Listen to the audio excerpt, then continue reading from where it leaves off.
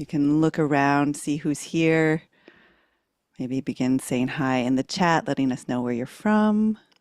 Maybe something that inspired you to join this call tonight.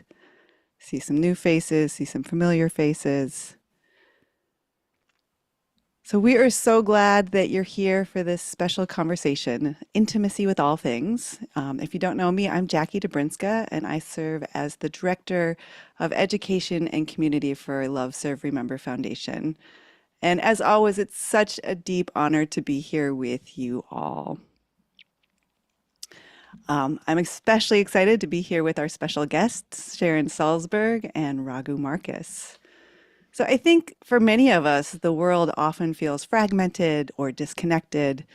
And so we gather tonight to explore the question at the heart of Ram Dass's teachings. How do we move from separation to connection, from fear to love, from isolation to intimacy with ourselves, with each other, and just with all of life? Ram Dass reminded us again and again that love is not something we fall into, it's who we truly are.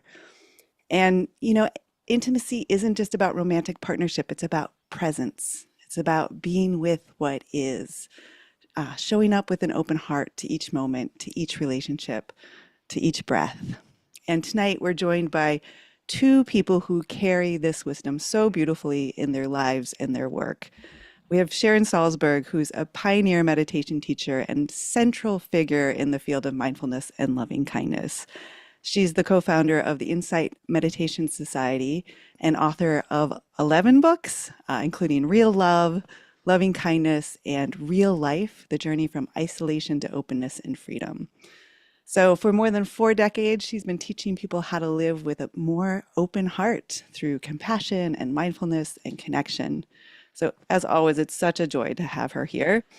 And of course, we have Raghu Markus, who's the executive director of Love, Serve, Remember Foundation and has spent many years with Ram Dass and continues his legacy, bringing these teachings to the modern world through podcasts, retreats, music, and community. And so tonight we're going to have a conversation with the three of us for the first bit. And then the last part of the hour, we're going to open it up to audience Q&A. And so at any point, you can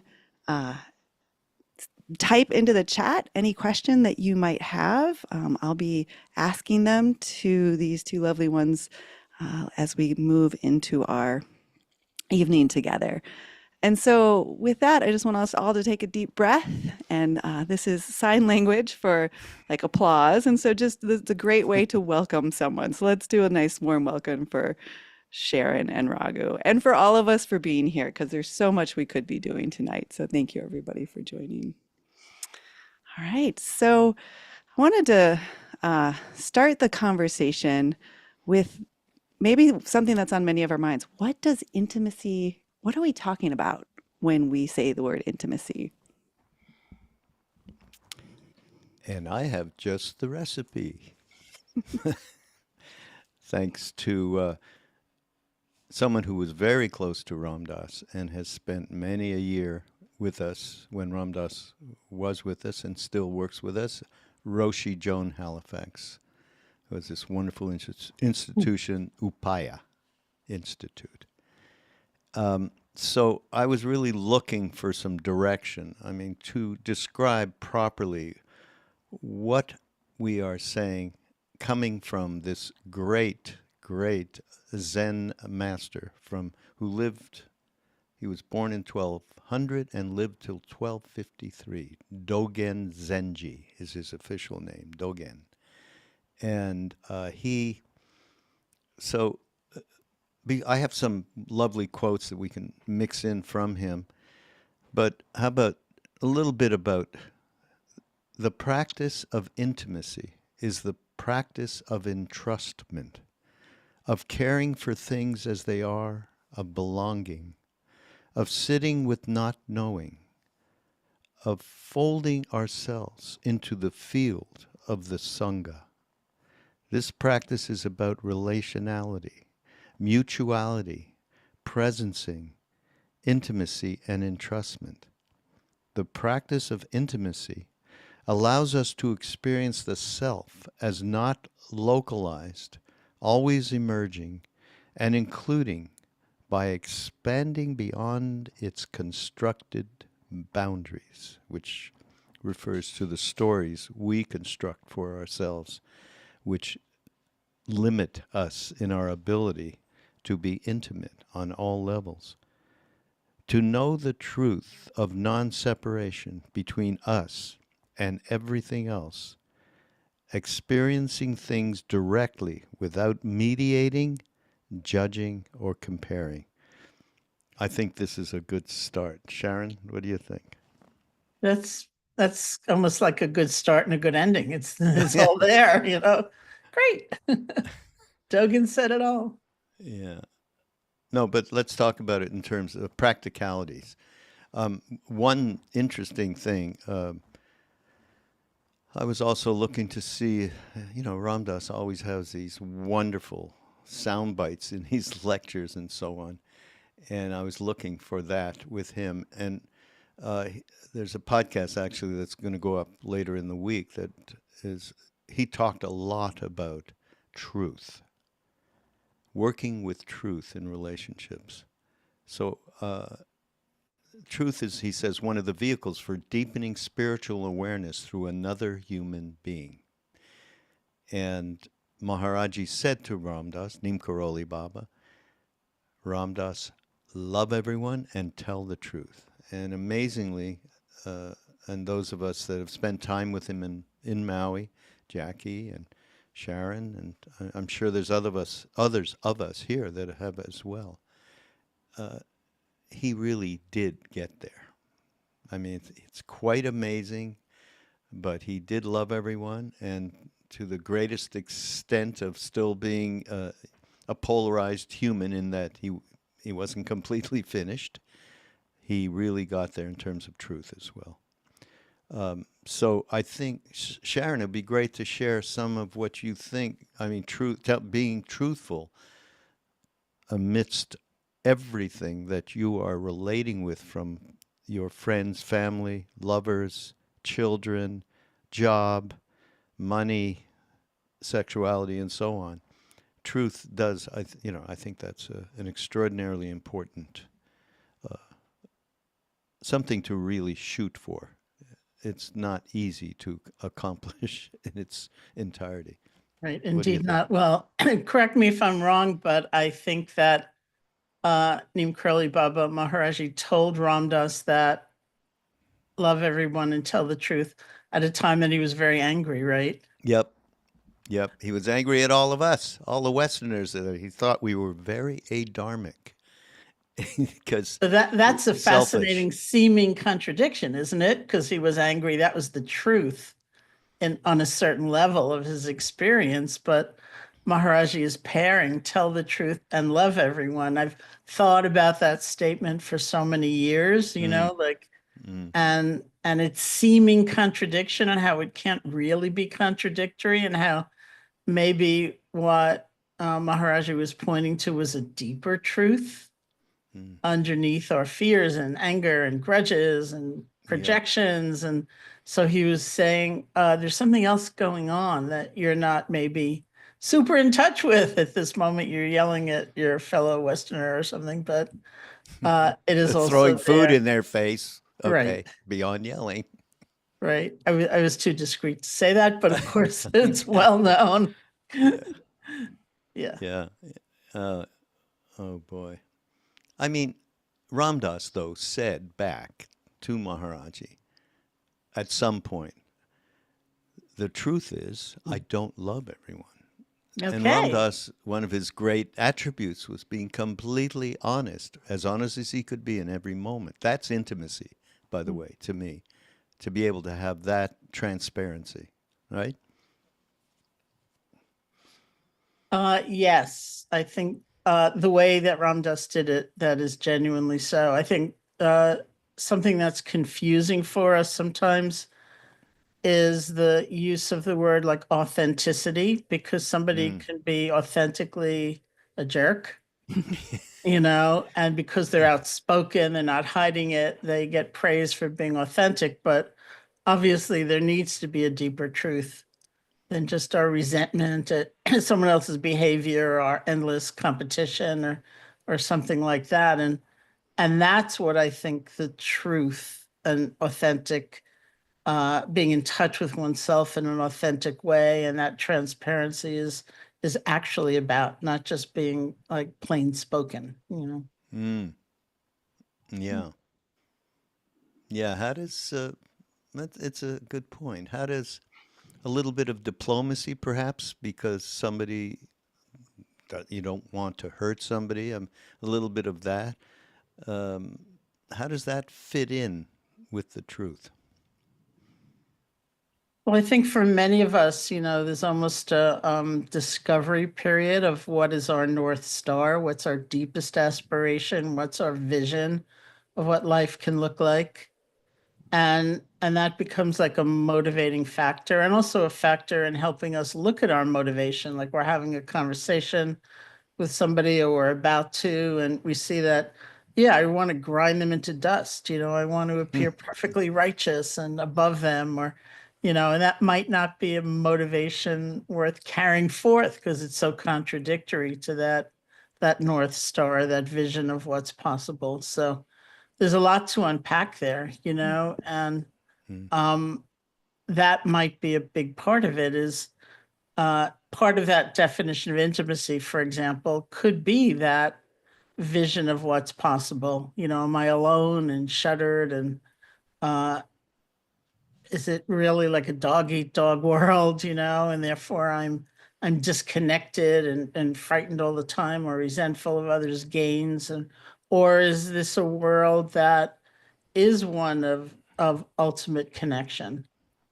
And can my actions and my speech be dedicated to try to make that real, rather than just a kind of hypothetical thought? Yeah. Yeah. I'm curious, how has this idea of intimacy evolved for you both over the years? Well, for me, like even before the pandemic, when I would read about an epidemic of loneliness and how a sense of social connection could be a very healing force in different clinical conditions, I kept thinking, well, it can't just be a numbers game. Like I only have 4 friends, I need 18, It must be some deep inner sense of connection to something greater than ourselves, and how that manifests, will be different for different people. But because we probably all know people who are kind of introverted, or they're not the life of the party, but they have this deep, deep sense of their lives having to do with others, in some way. So that's been kind of an evolution in my thinking. And also, um, I think the word intimacy, has Mhm. uh, obviously it's a problematic word, because as we were chatting beforehand, it implies romance or sexuality or something very strongly. And it kind of reminds me of when I had written the manuscript. I'd written the proposal, not even the manuscript, for this book, Real Love, and it went out to different publishers. And one of the publishers responded by saying, well, the love market is saturated, by which they clearly Oh. meant the relationship, the romantic relationship market. So, like, how do I find a relationship? How do I keep a relationship? How do I end a relationship? That market might have been saturated, but I was talking about something else. And also, there's something about when you talk about Ramdas, Hmm. Raghu, Mm. and how he was toward the end of his life. Mm. There was also, I think, a growing establishment with love and intimacy with himself. I mean, he'd always been super aware, obviously, both as a therapist. I was tremendously impressed in his therapeutic skills, even when you apply them to me, and also through his practice, as we practice together in many situations. But that love for himself seemed to be one of the factors that made those last years so profound. Mm. That was an important realization for me in watching him and looking at him when he would tell stories about needing to receive help after the stroke. And he was such a helper and giver, and he was always taking care of others, but receiving maybe was not his greatest strength, you know. And then I remember sitting in Maui in the back of the room, and he was speaking, and he said, you know, the hardest thing of all for him after the stroke, more than the physical pain, more than living in a wheelchair, more than the changes in speech, was accepting help. And he said it was one of the hardest things and the most liberating. And he said, one of my famous books was called How Can I Help? And then he went on to say, now I feel like writing a book called How Can You Help Me? Yeah. You know, so there's something about intimacy with ourselves. It's kind of like back to that, you know, Yeah. and how loving that needs to be. Yeah, For when me, I think of it, and I'm curious, I would love to see people put in the chat a word or two about what their immediate thought is when they think of the word intimacy. I know for me, it's often like a presence, like a being able to be with, whether it's myself, my own pain, somebody else, the tree, the sky. Like mm, that's that like subtle thing of being with feels like what intimacy is. Oh, I love seeing what's in the chat. What were you gonna say, Raghu? just I guess again through Ramdas and through Mm, our Indian family, the idea of us collectively being together in truth, in love, because we are all pointing in the same direction. And that's carried on all the way through these decades and through the years. I mean, it started. Sharon was in a meditation course with the some of the original people that we were with Neem Karoli Baba, and it started then. Really, it would started a little before that with Ramdas at his father's farm in New Hampshire, but this, what we're doing right now, with however many people are on this Zoom, I mean, it is, we are all centered in one idea, which is being able to find the deeper parts of ourselves where we can communicate in a way that's free of, as I mentioned in the beginning, free of mediating, judging, or comparing, mm. which this is what we do all day long. So now, Sharon, we got to go to practice.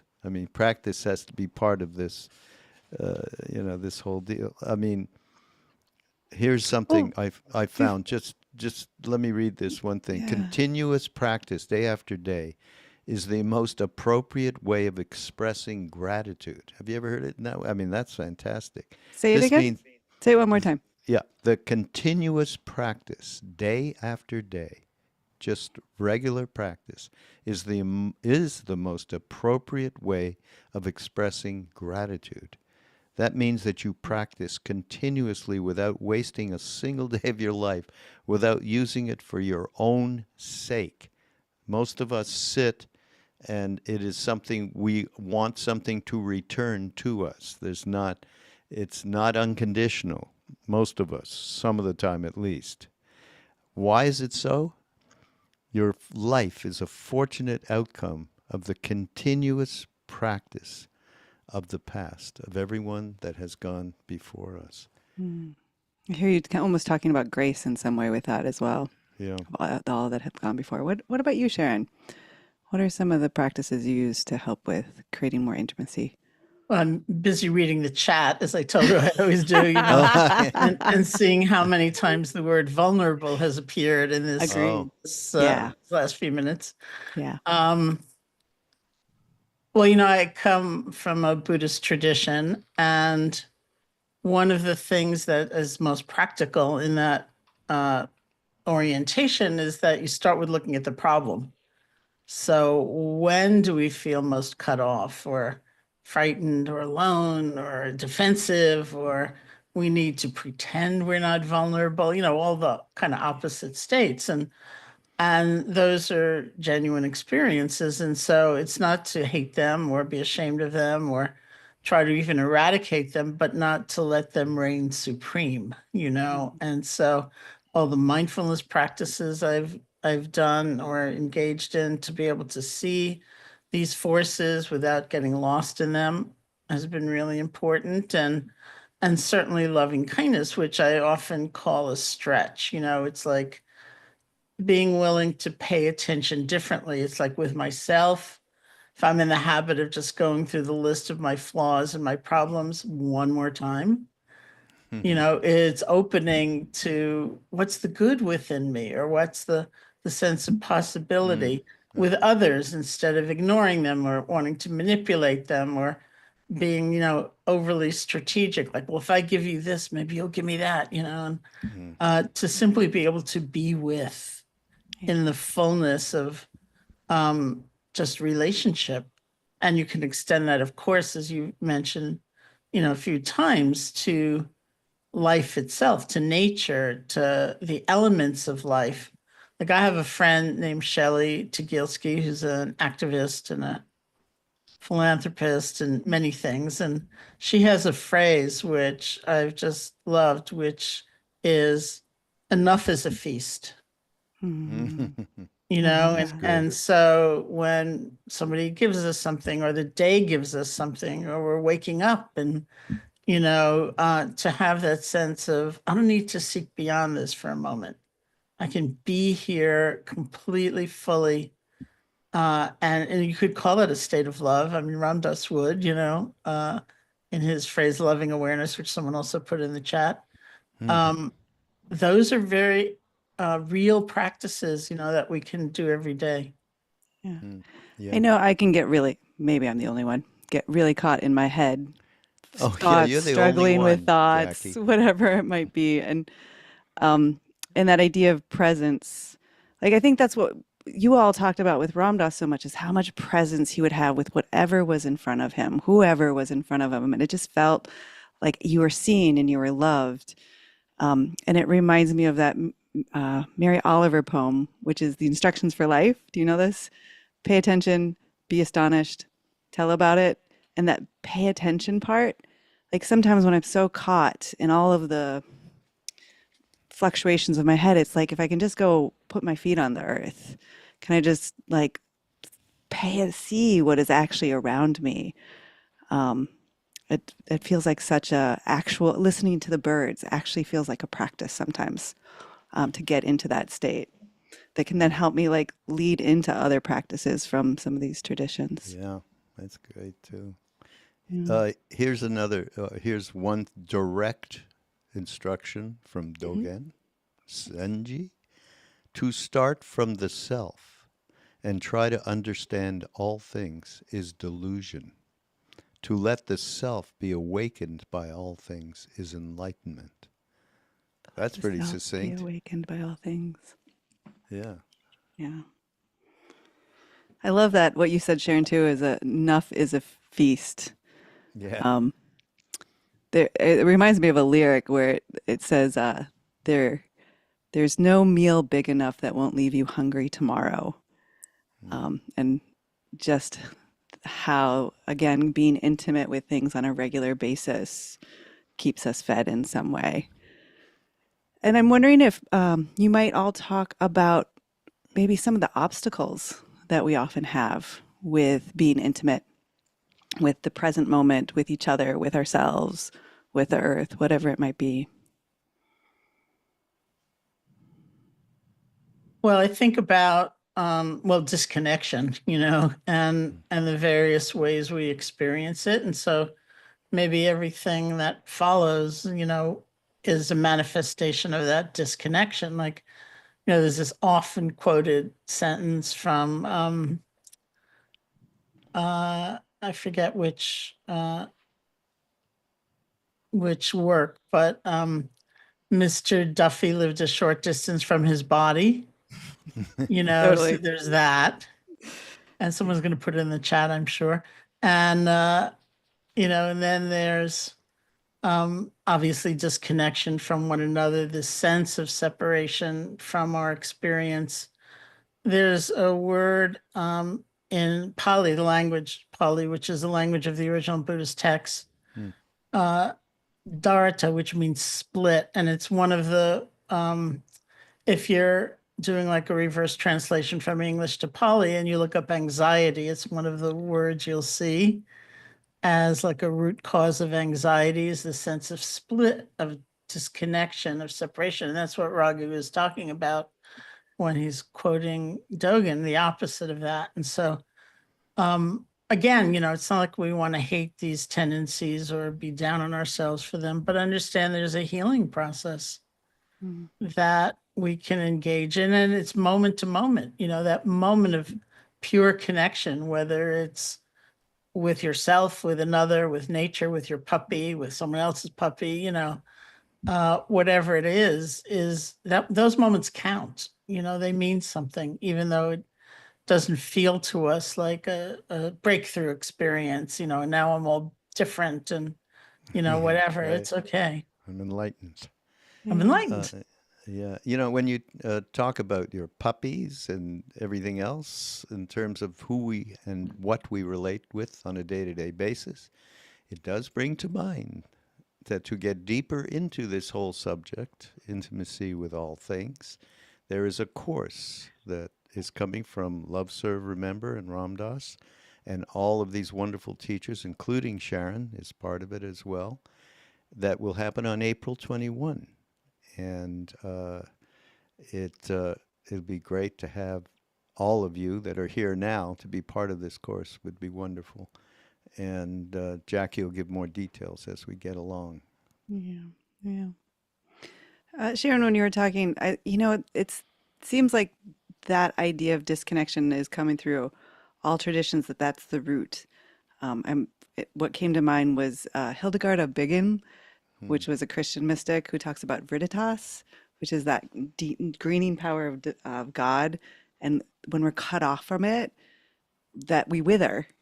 When we're cut off from it, we wither. Um, and so, how do we keep reconnecting to that power, that intimacy? And I also like you in the chat, both with the what is intimacy? What do you think of with intimacy? And then what are the obstacles? I saw vulnerability come up a lot. Do you want to talk about vulnerability a little bit more in relation to it? Yeah, I think it's back to truth in a way. Uh, I Hmm. don't mean that we need to like disclose our deepest fears in, every work meeting or something like that, like context is also important in being skillful, but there's a way in which even when I've heard about different kind of rules of better communication, which can seem really cliched and formulaic and uh but looking at them or actually trying to utilize them when they say something like use I language rather than you language. So rather than saying to someone you're an idiot, it's being able to say I had hoped we could be much closer. And when you never responded, Whoops. Let's start that again. Sorry about and that. when Go. you never, I had hoped that we could be much closer. And when you never responded to the email, I felt whatever. And it sounds so stupid in a way, but that is genuine communication, and allows the door for truthfulness. This is what's actually going on. Not that I'm condemning you and I think you're horrible and I never want to hear from you again. It's actually the Hmm. opposite. And Hmm. so when we feel it's appropriate, being able to be that honest, um, and somebody put in the chat, it takes courage to be that vulnerable. It's true. And when it feels appropriate and we do it, it feels like that's the truth. It's like a living truth. And it feels very different than all the pretense and things we go through in an ordinary day. Hmm. Yeah. But Yeah, courage is something we should just mention here because that's a big deal. To me, obviously, mindfulness is so important to really look at our motivations, our self interest, to be able to at least identify it without judging it, which that alone is a very difficult thing to do, which is why Ram Dass's meditation, loving awareness, being able to sit in that place, there's less of a tendency to go through the judging mind and all of that. But this is a little story. Many of you may have heard it. It's been on podcasts and so on, or live with Krishnadas, who tells the story. He was in Mumbai actually, and he was Maharaji was there, and Krishnadas was staying in a hotel room with a friend, and Maharaji would come over with a close devotee who would be a translator as well, and Maharaji looked at Krishnadas and said, "Courage is a very important thing." And the devotee that was with Maharaji said, "Well, wait, Baba, this is the path of Guru's grace, right? Kripa." And so in other words, you can't do anything. There's nothing to do. This is. So Maharaji turned again to Krishnadas and said, "Krishnadas, courage is a very important thing." So there's a way for us to align with, in this instance, courage within ourselves to be more vulnerable, to be more honest, to recognize the limitations that we've set within ourselves through the story we tell ourselves, and so on. So, yeah, I think Yeah. that's a great comment. Yeah. That fear, I think, is what comes up a lot. Just fear to have the conversation and courage, as you talked about, being such an important thing. Like, courage doesn't mean we're not afraid. It means that we do it anyway. Um, but I also think there's something about stillness that's really important. Like, so I think of intimacy out there and I think of intimacy inside as well, as we talked about earlier. And that fear of being able to sit with our, the grief or the shame that is so instilled in our culture, Mm. or the self-deprecation or whatever all the things that are going to feel so big to actually just sit still with, and how it does take incredible courage to do that, and how to do it in a way that's skillful. And I think there's something about being able to sit with our own inner world, that allows us to also sit with, and be with whatever's happening outside us in a more allowing way. And Sharon, I talk about you and your um, conversation with the Dalai Lama around self-hate all of the time. Mm. I think that was such a key piece about like the inner workings of the Western mind, and how I wonder how that relates to just this conversation of intimacy. That's a great story. Anyhow, Sharon, why don't you tell it? Okay, it was, I think it was 1991, and I was in Dharamsala, India. It was a conference put on by the Mind and Life Institute, which was established to at first to try to bring the Dalai Lama together with scientists to have dialogues, and later went on to sponsor research and do many other things. But these were kind of early times, and I had the opportunity to ask His Holiness a question. So my question was, "What do you think about self-hatred?" And he responded like, "What's that?" And it was really interesting because there were all these other like psychologists or people in the room, educators, and he was so confused, and he basically said, "Well, are people like that very violent?" And all the Westerners in the room would say, "No, it's like all of us." And the confusion comes because within that system of belief, if we really knew who we were underneath our fears and our personality and our conditioning and our history and everything that's happened to us, we would find what they call Buddha nature, which is a potential, it's like a seed form for connection, for love, for wisdom, for freedom. And it's believed that that potential, that capacity is never, ever destroyed. Whatever we may go through, whatever we have done, it's maybe buried and hidden from view and hard to find and hard to trust, but it is there. So he kept saying, "But it's like Buddha, you have Buddha nature." So it Mm. was, and what was most interesting to me was that we took like a tea break, and his translators were gathered around him, and including his Western translators, and they had the opportunity to say to him, "Well, because of that kind of conditioning we tend to have in the West, when we hear this part of the teaching or that part of the teaching, or, strive on with diligence, or do this or do that, we tend to hear it in this way. So it was like Yeah. a really interesting and powerful exchange of thought.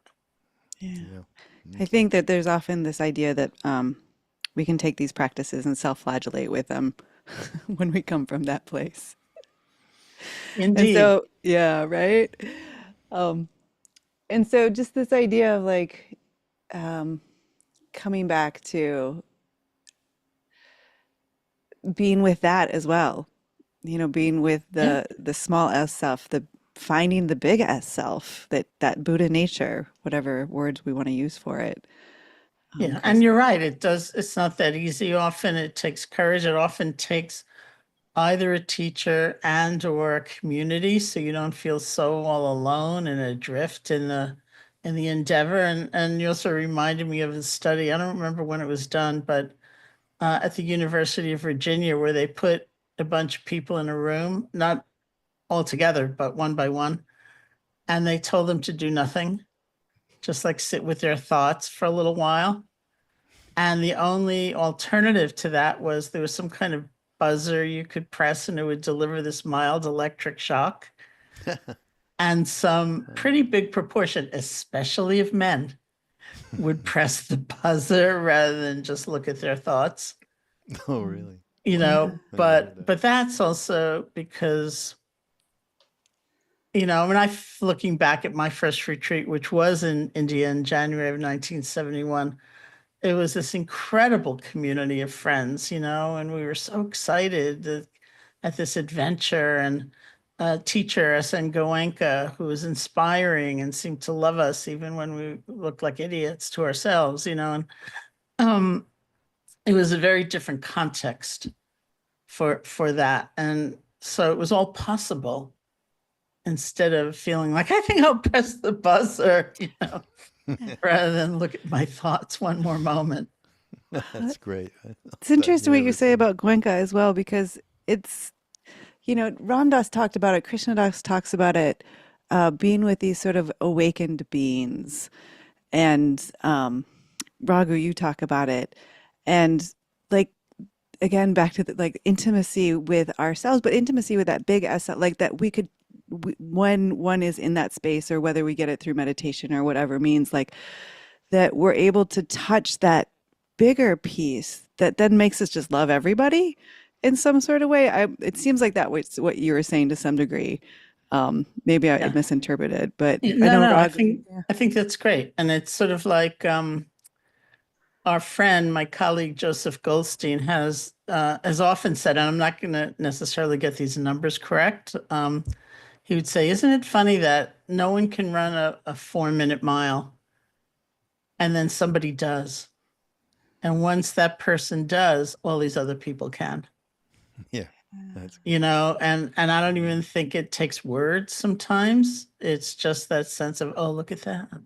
Yeah. But Look at what could be possible. Yeah. in terms of uh, when we were together with Maharaji Neem Karoli Baba, there's a great story from our friend who was there with us, Larry Brilliant. And basically, he said, I'm sitting there and feeling this overwhelming love, completely unbiased love. And then I thought to myself, he said, well, I know Maharaji, that's his job. So, that seemed reasonable to me. He said, what was not something I had ever expected was that I felt that way about everybody who was around me in that moment. And that is a great definition of intimacy to me. I mean, we got that. We were fortunate to get that with this such a being.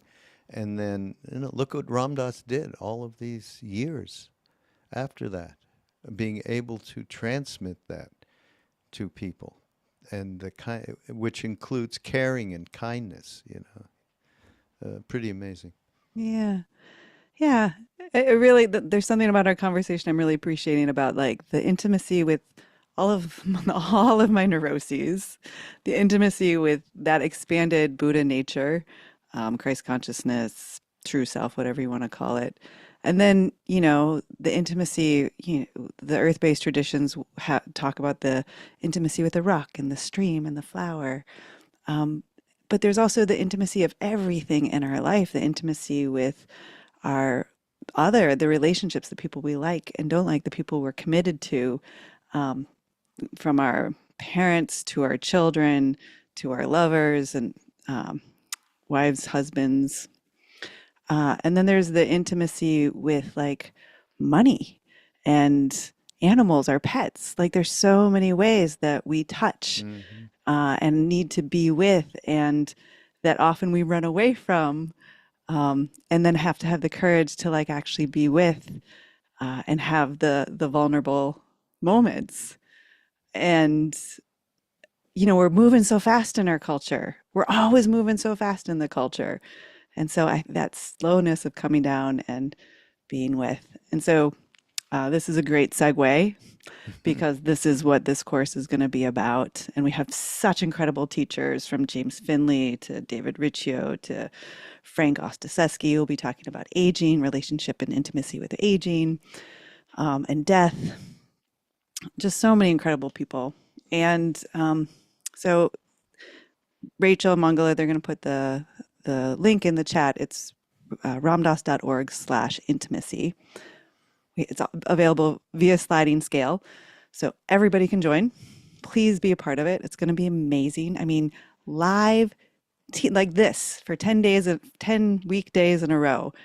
And so I want to then now open it to you all because the questions from you is what makes this also more alive. And so the chat's been moving very fast. I've been paying more attention to the conversation. And so please, if you have questions, please put them in the chat now and I can start asking our lovely guests here. They have such incredible wisdom. I always go home from these conversations with just so much to chew on, and just a like more centered sense of self. It's really an honor to be able to sit and learn from you all. So here's a question from Erica who asks, when I've been in intimate, not necessarily romantic sexual sense, but intimate with another, I can feel sometimes like I give too much. When I hold space for others, I can feel drained and even used afterwards. This makes me realize how limited I am in my giving. Can you share some of your wisdom on this? I'm not sure that it's a question of being limited in one's giving so much as an imbalance. It's like the question reminds me of the work I've done with caregivers, those who either in their personal lives or their professional lives in some ways are on the front lines of suffering, trying to make a difference in someone's life. And when I first began teaching courses for dedicated, for caregivers, I'd get these calls from people saying, I'm a manager. Can I count? Do I count? And then I'd get calls from people saying, this is the dynamic in my friendships. I'm a giver, not, it's hard for me to receive, a la the old Ram Dass, and can I come? And so I've really been very touched by that dynamic and appreciating so much that quality of generosity and giving in people and seeing that people burn out, not from lack of empathy, not from lack of caring, not from a limitation in their generosity, but usually out of some kind of imbalance. It's like giving and having more trouble receiving would be one aspect, or having that sense of service and giving, but not coupled with enough wisdom or equanimity. We would say, like, there are limits. Those are real, those are realistic, and you can't be someone's savior. You can't insist they get well or happy. And we want to and we try, but in the end, life is unfolding, and that's wisdom. Or things don't always happen on our timetable, which can be immensely frustrating unless we have that kind of letting go. So looking at where imbalance may be, which is not a denunciation of oneself, it's not a put down, but it's a recognition that, yeah, maybe there could be a better balance. Thank you for that. I often think of when we talk about service, often it's like the nurse who's already giving, who has 5 kids and a volunteer job, who's like, how can I give more? And I think about like, I can't be all 10,000 armed of the 10,000 armed goddess of compassion. I can maybe be a finger. Um, so that balance is great. Someone asks about shadow work. Do you have any teachings about shadow work? Well, I think that's what Raghu was really referring to. Like sometimes people have an image of meditation practice as you start out and maybe you're a little restless or your knee hurts, and then it all opens up and it's just sweetness and light and bliss and peace and you know but it's not always like that by any means. We're practicing awareness, like an open loving awareness toward whatever comes up, and sometimes it is beautiful and so resonant with, I couldn't imagine I could feel this good. And sometimes it's really rough, lots of things just emerge, our fear, our anger, our jealousy, our greed, all of those qualities. And sometimes it's in between. It's just sort of boring, it's like one more breath, kind of tedious. But the idea is that we have the capacity to be with it all, and not just sort of chasing after what feels good. And in some ways, from some perspectives, the most healing might take place from being with what's challenging, but in a different way Hmm. than we're used to. So that's sort of what shadow work is. Yeah, I'm sorry, I'm trying to multitask and read. So you already said this, I apologize. But that last piece that you said, one of the questions in the chat is, how do you stay open, loving in intimacy in the face of hostility? I think of this world and there's so much hostility rolling around. Um, do you have advice for that? I think we need to be committed to what we feel is the deeper truth, but you don't have to be a fool, Like, do you have to stay around the hostile energy? It might be very wise to withdraw if you can. You know, um, there's a difference between being a doormat and deciding I'm not going to seek retaliation. And mostly we can say what's true, for us if it feels right. This is a hard conversation for me to continue, something like that. Yeah. Or, I really wish you well. We see things very differently. Yeah. I often have talked about, this was even before this time of so much kind of heightened hostility and difficulty. There's this very cute story from the time of the Buddha. And people used to ask me, like, about to go to Thanksgiving dinner or something, and my family is weird. And, there's all this contention. What should I do? So I tell this story, which was that the Buddha apparently did something one day that really angered this farmer, like he walked on his land without permission or something. And so the farmer came up to the Buddha and he was yelling and screaming and cursing him. And the Buddha said to him, "Oh, farmer, what happens if you carefully prepare a gift and you're holding it in your hand and you offer it to somebody and they refuse to take it from your hand?" And the farmer said, "Well, then it's going to remain with me." And the Buddha said, "Just so, I'm refusing your gift of yelling and screaming and cursing and reviling. It's going to remain with you." And what I say to those like holiday goers is, you don't have to say that to your uncle or your cousin, but you can think it. It's yours. It's not mine. I'm not pulling it in. I'm not sucking it in. It's not going to fill me. It's going to stay with you.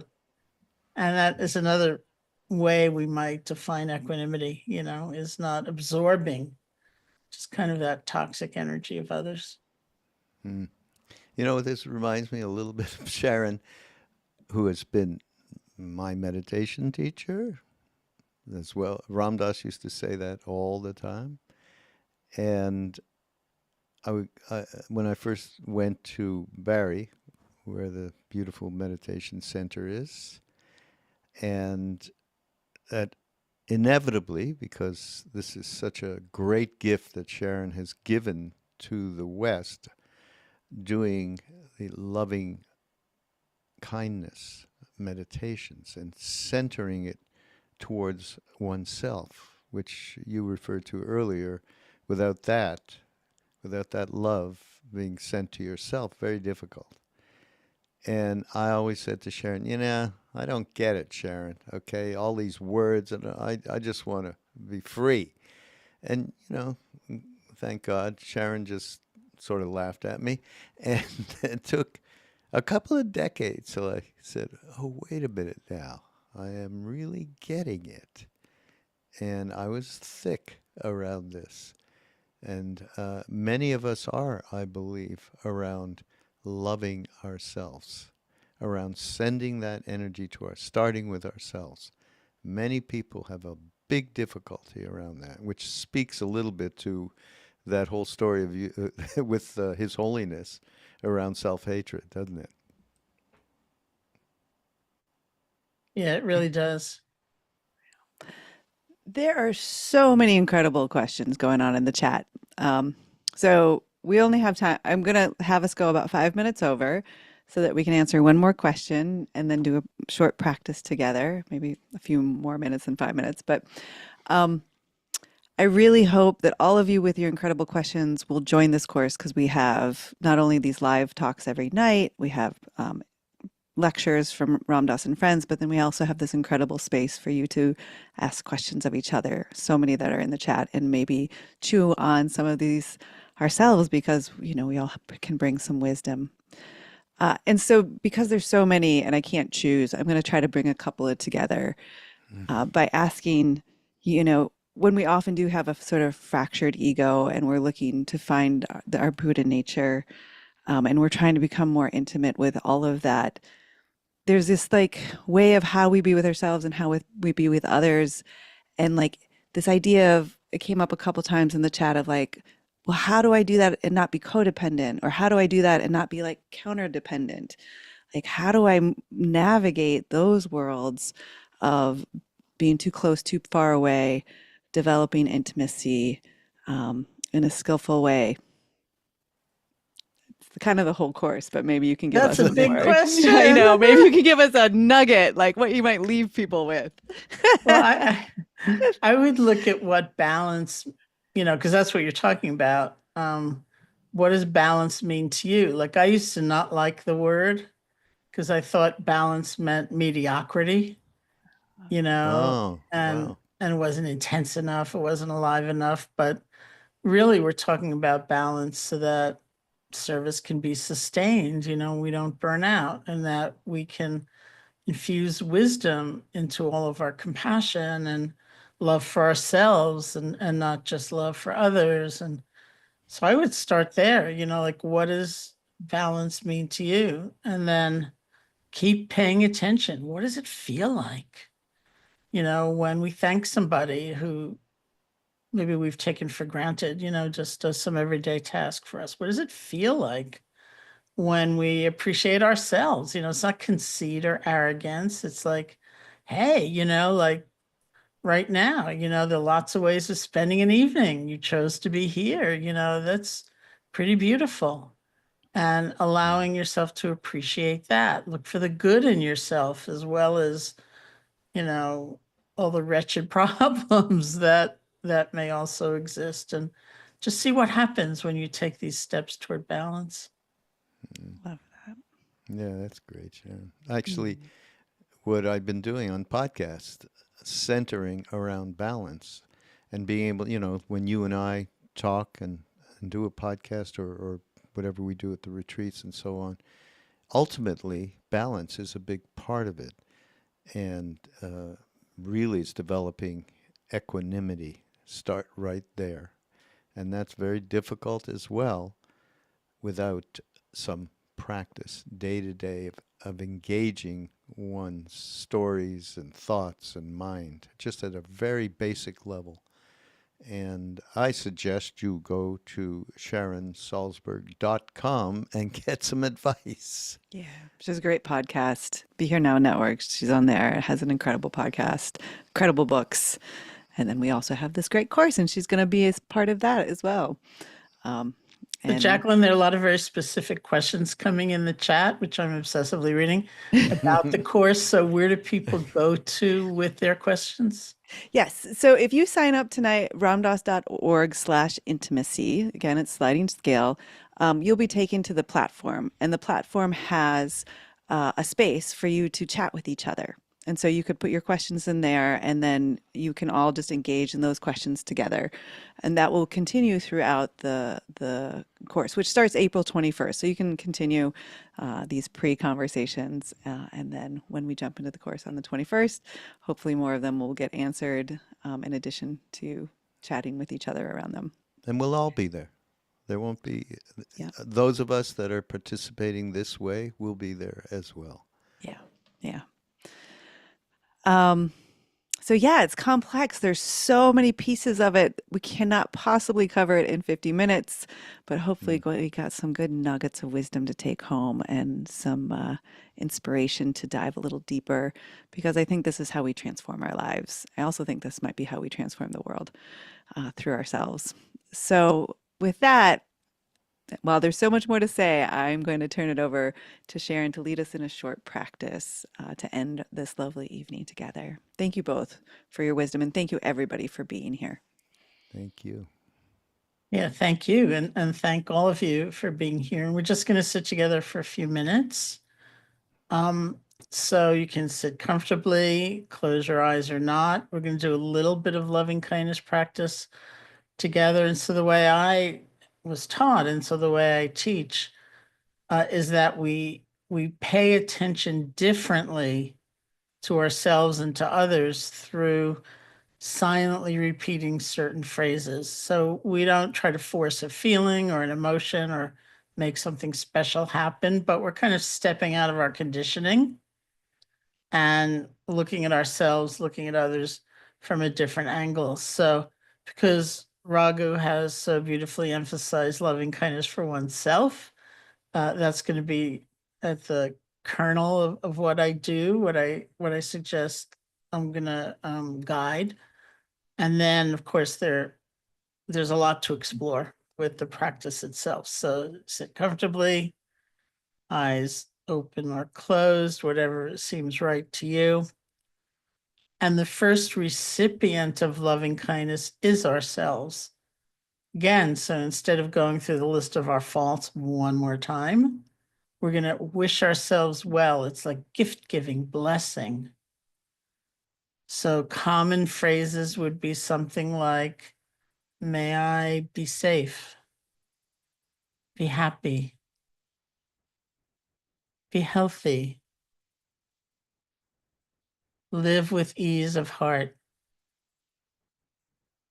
So you just silently repeat these or phrases that make most sense to you, perhaps 3 or 4 phrases over and over again, and see if you can just gather all your attention behind one phrase at a time. May I be safe, be happy, be healthy, live with ease of heart.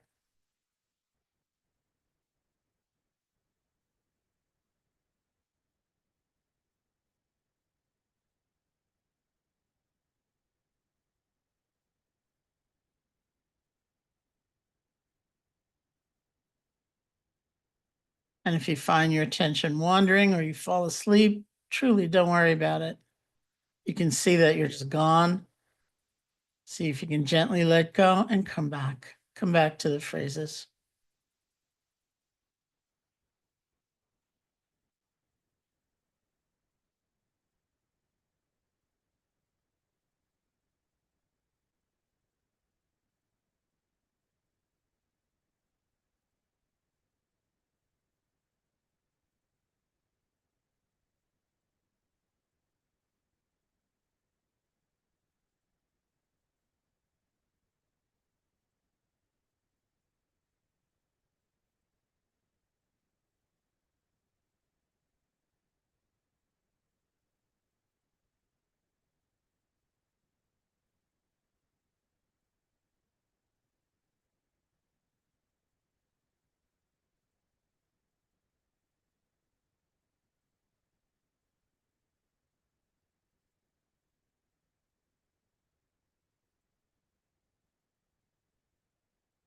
And see if you can imagine someone known as a benefactor. That's somebody who's helped you up, maybe directly, or maybe you've never met them. They've inspired you from afar. This is the being who the Buddhist texts say you think of them, you smile. Could be an adult, could be a child, could be a pet. Who's like an embodiment of the force of love for you? And if someone comes to mind, you can bring them here.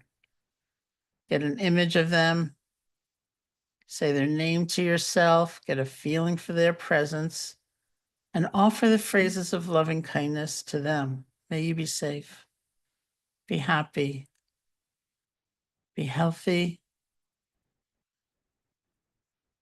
live with ease of heart. Even if the words don't seem perfect, they're carrying the heart's energy, so they're serving us.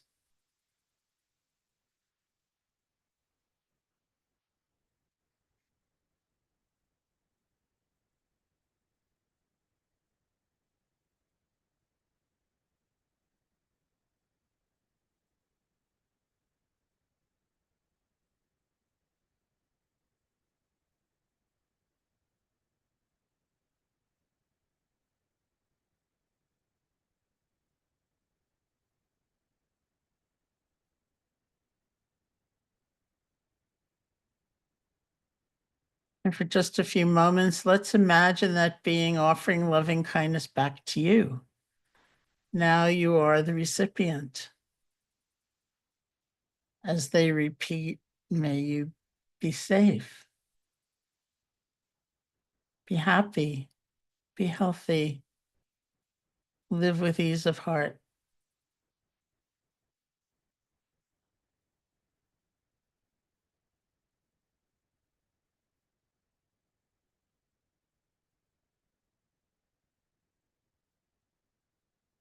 You may feel delighted, you may feel embarrassed. See if all those emotions could just wash through you as you steady your attention on the phrases.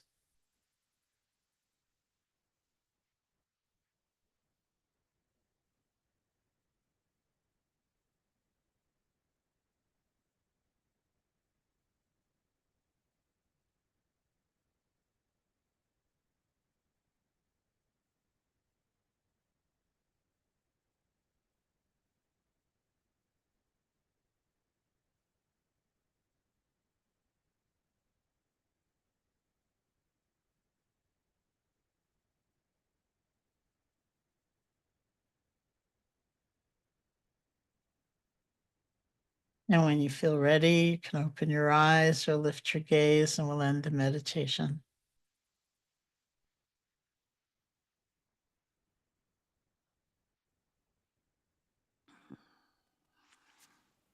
Thank you. Thank you. Thank you, Sharon. Yeah, thank you so much. Thanks, It's everybody. such a gift. Yeah, absolutely. Thank you all for being here, spending this hour together. Thank you, Sharon. Thank you, Raghu. I hope that we get to see all of you regularly in those 2 weeks and beyond. Really is important to be having satsang community. So lots of love. Remember, go to ramdas.org/intimacy, and hopefully we'll see you all soon. Much love. Ram Ram.